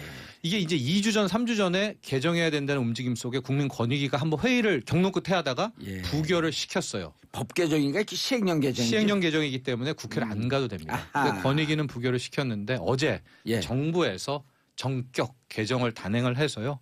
그 개정의 핵심 내용을 보면 3, 5, 10 있지 않습니까? 예. 그중에 중간 선물 5만 원 같은 경우에 예. 이것을 10만 원으로 올렸고 여기에 부분은 이제 좀 약간 몇 가지 조건이 필요합니다. 예. 그거 올렸고 나중에 우리가 3, 5, 10에서 경조사비 10만 원 같은 경우에는 5만 원으로 낮추는 3, 50이 앞뒤 순서를 바꿔버렸네요. 앞뒤 순서를 바뀌었습니다. 왜냐하면 그 뒤에 있는 10만 원 같은 경우에는 참 이게 지적이 많았던 게 이제 10만 원으로 규정하니까 다 10만 원 내야 돼요. 언젠가부터 이제 10만 원에서 출발을 했거든요. 오. 제 기억으로는 이 7만 원이 한때 좀 있었었어요. 근데 7만 원이 싹 사라지고 우리는 홀수문화니까. 아, 저는 5만 5천 원 내요. 리얼? 진짜로요? 예, 부가세 별도. 그래서 이 10만 원은 이제 5만 원으로 낮췄다. 그 대신 예. 화하는 그러니까 5만 원 안 하고 화할 경우엔 10만 원까지 가능하다라는 게 어제 개정안의 핵심이었습니다. 그래서 농축수산 그다음에 화해 화해도 그렇죠. 농가들. 왜냐하면 이제 10만 원 풀어줬기 때문에. 거기 농가니까 화해 농가. 근데 화해는 그렇게 좋아하지는 않죠. 왜냐면은 화한 같은 경우는 13만 원인데. 그러니까 화한 같은 경우에 이렇게 했으면 더 좋았을 때 가령 5만 원을 허락하고 뭐 화해는 뭐 화는 무조건 가능하다. 뭐 그렇죠. 이렇게 하면 환이 100만 원짜리는 없잖아요. 그랬을 텐데 이제 그런 식으로 이제 조항이 됐습니다. 아하. 그러면 그 예. 농축수산물 10만 원인데 그 사실 섞일 수 있잖아요. 그래서 물건이 사실 이게 딱 농축수산물이다라는 게 딱 예. 확실하지 않을 수가 있잖아요. 그래서 일단 앞으로는 50% 이상 농축수산물이 포함이 돼야 돼요. 10만 원짜리까지 되려면. 그러면 그걸 누가 정해주느냐? 그거는 모모가 들어가서 이거는 농축수산물이 50% 이상의 선물이다라고 앞으로는 포장에 다 쓰여지게 돼요. 네. 그래서 이거는 행정비용 좀 더 선물이다. 많아지겠는데 그걸 누가 써요? 쓰기는? 그러니까 제품 만들면 만드는 되죠. 쪽에서 네. 만드는 이러이러해서 재료에서. 우리는 10만 원까지 가능한 제품이다라는 거를 본인이 그 뭐 구성 성분이라고 해야 되나 이런 걸 해가지고 이제 아니 본인이 양심 기록을 하려는 거죠. 쉽게 얘기하면. 그렇죠. 근데 이제 누가 봐도 어쨌든 그렇죠. 50%가 넘도록 예. 돼야 되는 거죠.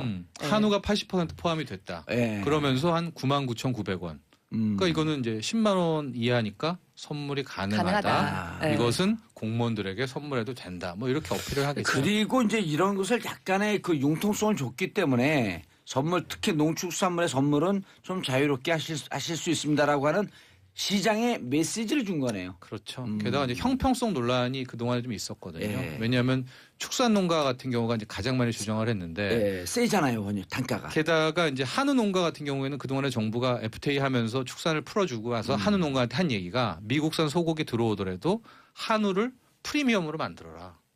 그 품질을 개선하고 가격을 올려서 그 마진으로 살아가면 되지 않느냐 해서 한우가 이제 했다는 거예요.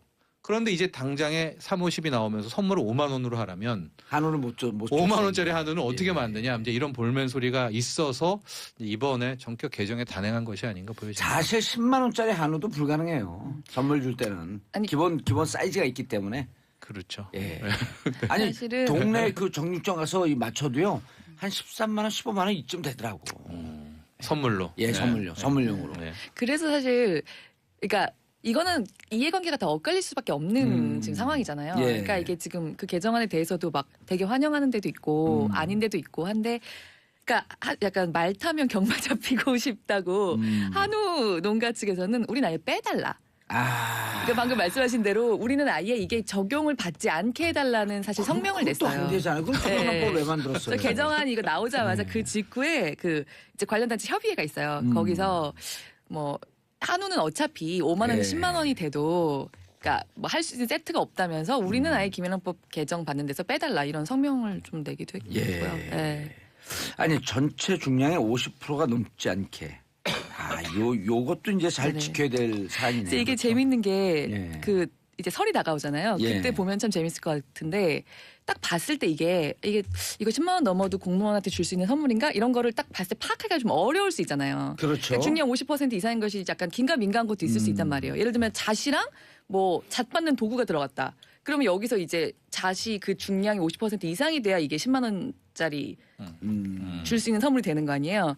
그래서 그 이른바 착한 선물 스티커라고 정부에서 이거는 되는 선물 아닌 선물 스티커도 붙일 계획이 있어요 지금. 아. 그래서 이번 설에 백화점에 가보면 좀 웃길 것 같아요. 뭐 착한 이거 이제 선물은? 난파라치가 있으니까 아. 그 공무원 뭐 장관 집 앞에서 이렇게 찍다가 그 착한 스티커가 붙어 있으면은 통과. 통과. 뭐 이렇게 하려면 뭐 또 야 그런 이거 사회부 의도겠죠. 기자한테 예. 얘기해줘야겠다. 아니 근데 이런 게 착한 스티커 붙이고 이러는 게 사실은 법을 잘 지키자는 취지는 있지만 어찌 보면 전체주의적 발상이거든요. 국가가 모든 것을 통제하고 결정한다는. 게다가 이제 더 큰 걱정이 예. 한 번 이게 우리 뚝이라는 게 요만한 구멍 맞아요. 하나 뚫리면 이제 밀리잖아요. 예. 정치권에서도 쪽문 열면 곧 대문 열린다 열리잖아요. 그러거든요. 이제 3호 10을 그래서 저도 뭐 이런 여러 토론회에서 일단은 한 1년은 더 가보자는 쪽으로 많이 주장을 했었는데 아까 형평성 때문에 농축수산물을 풀어줬다고 하니까 당장이 지금 소상공인협회 쪽에서는 이제 식사 3만 원 아닙니까? 예. 그러니까 식당은 그러면은 맞아요. 왜 지금까지 어마어마하게 피해를 봤는데 형평성이라면 식당도 구제해줘야 되는 게 아니냐? 식당도 한 5만 원 해줘야 되는 예, 거예요. 그럼 55로 해야 되냐고 이제 하는 김에 다 털어버려. 그래서 지금 이렇게 밀리면 안 된다는 비판의 목소리가 예. 있는 거죠. 아니 근데 방금 이게요. 문방주님 저도 이런 궁금함이 있었어요. 근데 공무원한테 왜 선물을 줘야 해요? 그렇습니다. 저만 주위에 공무원 고위공직자가 없는 건가요? 대한민국 국민들 한 90%가 주위에 고위공직자 없어요. 네. 그래서 지금 나오는 정말 노골적인 얘기는 이걸 왜 풀어주느냐. 농축수산 뭐 화훼농가 소상공인들을 위한 것이 아니라 1년 동안 공무원들이 특히 고위 공무원들이 해보니까 선물이 하나도 안 들어와. 그렇죠. 그러니까 그래서 어쨌든 이거를 타고 내려온 것이 아니냐라는 지금 비아냥 섞인 소리도 국민들의 상당수 나오고 있거든요. 네. 예. 그러니까 장명진님 이분들에게 우리 국민들이 이렇게 훌륭해요. 핵심입니다. 네. 김영란법 취지는 네, 받지 받지 말라는 말라는 것입니다. 거. 네. 한 발 더 나가면 네 밥은 네 돈 내고 먹어. 취임으로 들고 남의 돈으로 먹냐고 이 얘기거든요. 맞아요. 맞습니다. 그러니까 사실 그 여론이 좀 상당히 안 좋은 것 같아요. 그러니까 경조사비를 5만 원 내리긴 했지만 이 농축수산물을 중심으로 이렇게 올린 것에 대해서 당연히 아까 말씀하신 것처럼 그 식당업계에서는 지금 난리거든요. 왜 우리는 뺐냐? 3만 원을. 예. 우리도 막 자영업자들 진짜 10개 가게 중에서 하나 남고 5년 지나면 다 폐업하고 이런 어려운 상황인데 맞아요. 그러면 사실 아까 말씀하신 대로 형평성 얘기가 나왔으니까 또 그것도 좀 안 들을 수 없단 말이에요. 그러니까 진짜 이렇게 한 번 밀리기 시작하면 이건 되게 어려워지는데 이렇게 풀어주면 어떡하냐는 그런 비판이 상당히 많죠.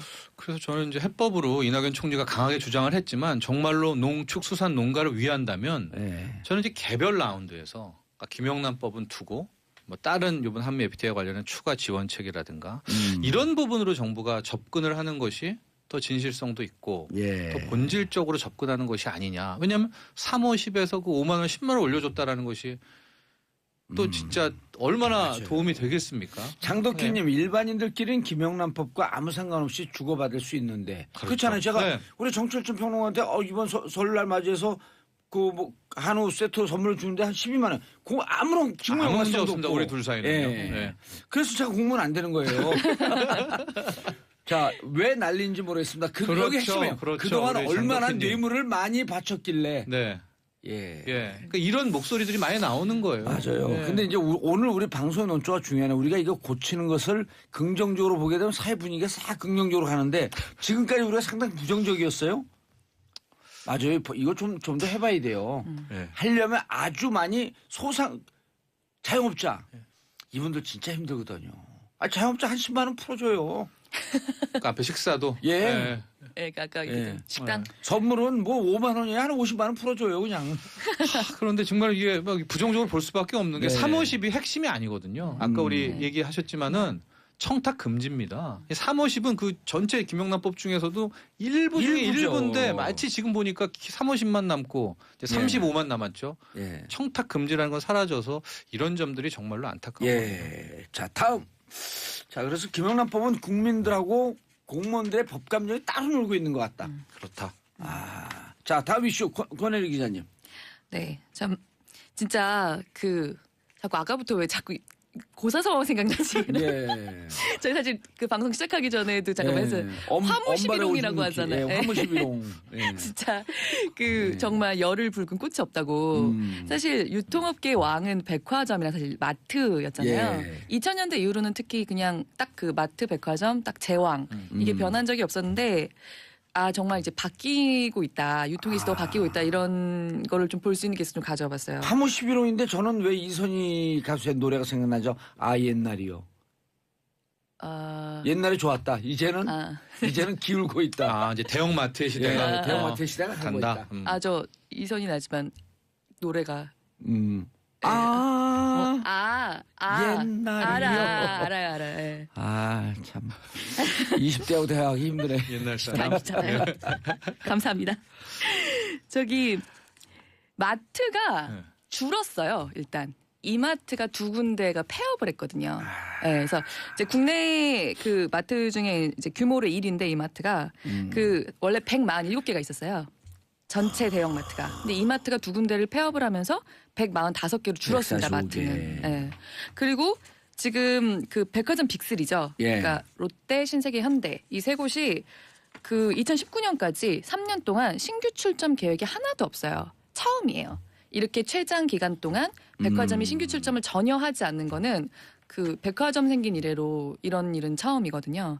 그러니까 백화점은 보통 이제 그러니까 허가 신청 받는 데부터 짓는 데까지 5년 정도 걸리기 때문에 미리 플랜을 볼 수가 있잖아요. 그래서 2020년에는 현대가 하나 예정을 한 게 있어요. 근데 그 전까지 2019년까지는 백화점은 전혀. 경기 선행 지수가 형편없다는 거 아니에요? 이렇게 되면? 근데 어떻게 봐야 되는 거예요, 이거를? 딱 그렇게만 말하기는 어려운 게 사실 백화점이랑 마트가 더 이상 이제 그렇게 제왕으로 딱 있을 수 있는 유통 환경이 아니게 된 게 더 큰 온라인으로 구매하는 그렇죠. 게 늘어났고 직구하는 게 늘어났고 네네. 또 한 가지가 바로 1인 가구입니다. 그러니까 백화점의 몰락은 실은 방금 얘기하신 것처럼 온라인. 백화점은 거기에 입점 마진이 거의 한 20%.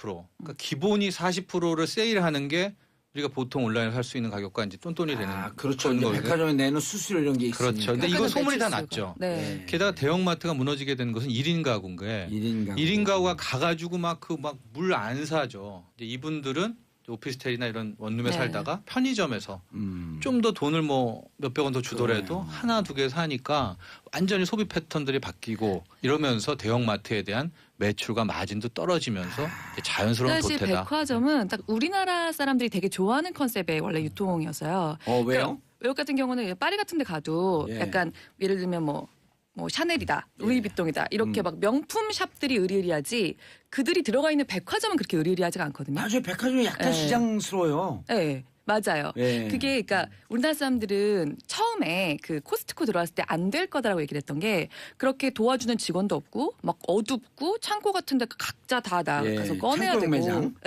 창고형 매장. 그런 거를 원하지 않을 것이다라는 게 우리 반응이었는데 이제 사람들이 거기 가서 조금이라도 더 싸게 사는 거를 더 좋아하거든요. 근데 반대로 백화점은 되게 밝고 되게 그 점원들한테 손님 대접 받고 그다음에 좀 비싸게 사지만 문화센터 같은 것도 있고 약간 이렇게 두루두루 대접받는 느낌의 그런 유통이 좀 맞는다라는 게 있었었는데 이제 그게 무너지고 있는 거죠. 그래서 아까 그 정철진 선배 말씀하신 대로 약간 사실 이렇게 이마트는 2개나 폐점까지도 했지만 노브랜드라고 그 백화점에서 PB하는 이마트에서 PB하는 게 있거든요. 그런 조그만 점포들은 사실 굉장히 늘리고 있어요. 그러니까 이제 그 신세계 자체가 줄고 있다기보다는 그렇게 조그만 점포들, 노브랜드 스토어들을 이렇게 막 많이 내고 한편으로는 스타필드 같은 큰 대형 복합몰 그런 것들 해야 장사가 되지. 딱 그 중간 규모 정도의 옛날 느낌의 그 백화점이 더 이상 조금 어려워지는 환경이 됐다는 거죠. 얼마 전만 해도 백화점에 이렇게 쇼핑 간다라고 하는 게 나들이 가는 듯한 느낌이었잖아요. 근데 이제 그거를 이제 스타필드나 뭐 롯데월드몰 같은 그런 체험형 복합 매장들이 가져갔죠. 많이. 그리고 나머지는 좀 작은 매장들로 가고 가고 온라인으로 싹 다 보내고. 그러니까 그 쇼핑 트렌드가 바뀌고 있는 거네요. 그렇습니다. 그래서 백화점에도 이제 변신이 시작이 된 거죠. 백화점 수수료가 비싸요. 그러니까 물건 파는 걸로 이제 할 것이 아니라 백화점이 점점 물건 파는 건 줄이고 우리 권혁 기자가 얘기한 것처럼 생활체험 그곳에서 먹고 마시고 노는 이제 이런 쪽으로 공간이 바뀔 겁니다. 백화점이 10시에 오픈하잖아요. 10시, 10시 반에 오픈하는데 백화점 매출을 올리고 사람들을 견인할 수 있는 요인이 하나 있어요. 정봉주의 정치적 틀어놓는 거예요. 왜요? 그럼 사람들이 들으러 갈 거 아니에요. 그 노래 대신 도사님 목소리 나오는 거죠. 그럼요. 이게 노래 들으면 재미없어요. 근데 막 이렇게 그러면서 백화점 줄고 있어는 우리 왔는데? 왠지 내비 같을 것 같아. 오른쪽으로 가주세요. 백화점에 정치적 튼다. 롯데 백화점에서 틀 것 같아요. 그리고 롯데 이제 저기 있잖아요. 저희 롯데월드 손님이 없거든요. 정치적 틀면 막 사람이 올 거야. 오른쪽으로 도세요. 알겠어. 전체적인 트렌드가 바뀌고 있다. 그렇죠. 네. 그래서 전 이런 반성이 좀 있었으면 좋겠어요. 백화점이 사실은 수수료가 폭리거든요. 그럼요. 20%에서 막 40%까지 되잖아요. 40%까지 되죠. 좋은 브랜드는 또 조금 내고 여기서도 부익부 빈익빈. 이걸 전문용어로 시장에서 백화점의 갑질이라고 우리가 얘기했잖아요. 그렇죠. 강자에겐 약하니까. 이번 기회에 백화점에서 수수료 낮춰서 좀 싸고 좋은 제품이 백화점에 있다. 그럼 백화점에서도 거기서 공동구매 자기들의 그 회의적으로 온라인도 잘 만들어 놓고 그리고 막상 와서 하게 되면 다양한 볼거리가 있다. 아까 말씀하셨던 체험. 백화점 가니까 정봉주가 거기서 토크 콘서트 하고 있는 거예요. 강의하고 정봉주 강의. 정철진 병원 가고 권혜리 기자님하고 거기서 막 경제 이벤트를 하는 거예요. 네. 어쨌든 전체적으로 트렌드가 바뀌고 있다. 네. 알겠습니다. 그 한국은 왜 조세 회피처에 올랐나? 그렇습니다. 지난주 정말 큰 뉴스였었는데요. 이건 뭐예요? 유럽 연합에서 이제 재무장관들이 모여가지고 조세 회피처 블랙리스트 17개 국가를 발표를 합니다. 여기 몇몇을 보면 뭐 사모아, 파나마 이런 곳들이 들어 있는데 이 17개 중에서 갑자기 대한민국이 껴 있고 OECD 회원국 중에서는 우리 한국이 유일하더라. 정말 쇼킹한 뉴스였었죠. 이야, 우리나라는 조세 회피처로 다 빠져나간다고 생각하고 있었잖아요. 그렇죠. 근데 어떻게 우리나라에 들어오죠? 그래서 왜 그런가 한번 따져 들어봤더니 우리나라에 있는 이제 외투 지역, 그러니까 경제 자유특구라고 해서 외국계 투자 제조업에 한해서 기업들이 들어오게 될 경우에는 5년간을 법인세를 면제해주고 이후 한 2년도, 7년까지는 절반밖에 법인세를 안 받아요. 그 혜택이 바로 조세 피난처의 성향과 너무 비슷하다, 유사하다라고 해서 유럽 연합은 이런 판결을 내렸는데 이 직후에 우리가 굉장히 화를 냈죠. 특히 김동연 경제부총리 같은 경우에도 이건 조세 주권을 침해하는 행위다. 왜냐하면 실제로 다 경제 특구라는 건 있거든요. 하고 홍콩 같은 경우 우리보다 훨씬 더 하고 싱가포르는 우리보다 더 하죠. 무관세 아니에요, 거기는 아예 다 법인세를 안 받는 게 몇십 년간 하는데 왜 거기는 안 올렸냐 이렇게 얘기가 나오고 그 다음 얘기가 이게 굉장히 중요한데 유럽 연합의 그럼 이후의 의도는 뭐였을까? 최근에 한 2년간 3년간 봤는데 국내에 외국계 투자자들이 가장 큰 비중을 차지하는 곳이 어딜 것 같습니까? 저는 미국이라든가 중국일 줄 알았는데 아니었습니다. 거의 30% 넘는 곳이 유럽 자금, 유럽 기업들이었던 거예요. 우리나라 들어온 그 외국 외국계 제조업 기업들이. 그러니까 유럽연합 입장에서는 아니 우리나라에서 잘 나가는 저 기업 유럽에서 잘 나가는 게 왜 한국에 가지? 가지 마라. 그러네. 차라리 자국에다 공장 지어라. 이런 것 때문에 우리를 갑자기 조세 회피처 블랙리스트에 올린 것이 아니냐. 이런 추정까지. 약간은 좀 음모론스럽긴 하지만 팩트 자체는 굉장히 다 사실입니다. 30%가 들어와 있어요. 넘습니다. 지금 깜짝 외국 놀라네. 유럽 작년 기준으로 가장 많이 들어왔죠. 유럽을 응징해야겠는데 우리가? 유럽연합을? 예. 왜요? K-팝을 안 틀어주는 거예요. 야, 난리 날 텐데요. 방탄소년단 안 틀면 내가 얘기해도 너무 웃겨. 너네 방탄소년단 들을 자격 없어. 예? BTS 못 들어. 유럽의 소녀들이 모두. 그렇습니다. 근데 어쨌든 뭐 해명을 하고 있고 예. 유럽연합이 그래서 이렇게 제재는 또 발표를 하지 않았거든요. 예. 내년 1, 2월 중으로 한국은 뺄 수 있다 뭐 이런 후속 빼죠. 보도까지 좀 나오고는 있습니다. 방탄소년단 나왔는데 방탄소년단 나온 김에 권혜리 기자님 BTS가 뭐의 약자인 줄 아시죠? 방탄소년단이요. 그거 아니에요. Beyond the Scene. 아, 현재 상황을 뛰어넘어서. 그러니까 방탄소년단 아니에요? 네, 원래 방탄소년단을 아. 했는데 세계로 나가고 좀 촌스러우니까 Beyond the Scene. 아, 저 그래서 아니 왜 얘네는 왜 그분들은 왜 BTSD가 아니야? 저 그렇게 생각하고 있었거든요, 계속. 아. 자, 우리가 그런데 이게 국가 이미지가 굉장히 훼손됐나요? 그럼요. 왜냐면 외신이 다 보도를 했죠. 오. 17개 나라. 거기에 대한민국이 있으니까 이거를 보는 정말 뭐 프랑스 사람이라든가 일본 사람들, 중국 사람들 한국이 조세회피처네라는 게 이게 각인이 한번 되면 대외적인 신인도 또 많이 떨어지죠. 이미지. 우리 평창 동계 올림픽인데 올림픽 개최하는 나라를 조세회피처 블랙리스트라니요. 예. 그래서 또 뭐 일부 보도에서는 해명 기회를 줬을 텐데 소명 기회를 우리가 좀 소홀히 우리 대한 공무원들이 소홀히 대한 거 아니야 이런데 여기에 대해서 기획재정부는 아니었다. 예. 오히려 그쪽에서 충분히 소명할 기회를 안 줬다. 이런 어떤 진실의 공방이 남아 있습니다. 그런데 유럽의 뜻을 알겠네요. 유럽연합에. 민주주의의 종주국이라고 자기들 생각했었는데 촛불에 밀리니까 화가 났던 거예요. 정말 어디로 튀실지 모르겠어요, 진짜. 그래서 정말 조세회피처. 비운던 한상이네요. 그래갖고 너네 무슨 민주주의 국가야? 니네 조세비처야. 그럼 이제 내년 가서 살짝 빼는 이러네. 거죠. 네. 예. 자, 박순사님 어제도 봉주 오늘도 봉주 봉주로 파티 일하다 혼자 중얼거리게 되네. 마성의 중독성 댓글 달려고 가입했습니다. 감사합니다. 자, 두 분 인사하시고요. 네. 고맙습니다. 감사합니다. 네. 자, 날씨 추운데 조심하시고요. 저는 내일 10시 5분에 다시 돌아오겠습니다. 평화를 사랑하는 대한민국 국민 여러분, 감사합니다.